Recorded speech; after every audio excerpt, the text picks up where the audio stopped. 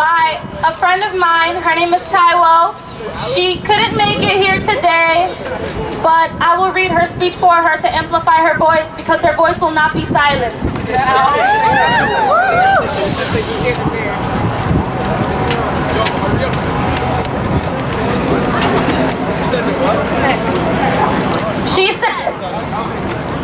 She says, I want you all to think back to a time in your life when you've received something of quality, something worth bragging about to anyone who would take the time to listen, something that allowed you to experience content, that made you feel special, important, and capable of achieving the things seemingly out of reach. Every single one of us here today is deserving of that, no matter what school district we come from. As a student, I am entitled to a building which I can proudly claim as my own. A building that will welcome me with sturdy desks, freshly tiled ceilings, and sanitary bathrooms. A building that provides a safe and productive learning environment for all those who walk through its corridors. Most of us students make the conscious effort to organize our desks before engaging in work so that our surroundings are in an orderly setting for focus.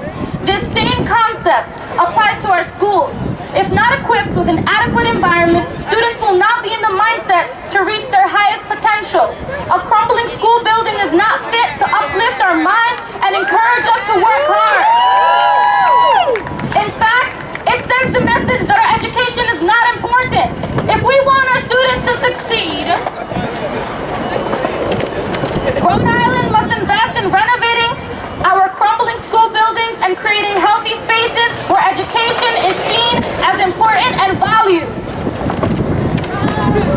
We cannot continue to allow students, some of whom face poverty at home, to come into school only to experience deteriorating conditions like broken bathroom doors, missing ceiling tiles, peeling paint, and poor air quality.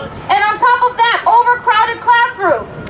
Many schools in Providence, including Hope High School and Classical High School, have to put buckets out to catch the leaking water when it rains. The deteriorating buildings affect our learning.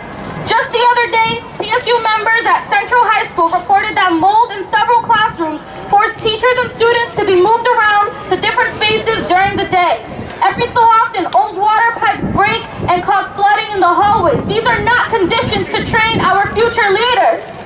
The state of Rhode Island is currently fixing many roads and bridges, and that's all great, and we support all of that. But can the politicians not see that our schools are also falling apart? The longer they wait to renovate our schools, the worse the conditions get, and the more expensive it becomes to repair our schools. We refuse to continue accepting these conditions for our education. It is not right. We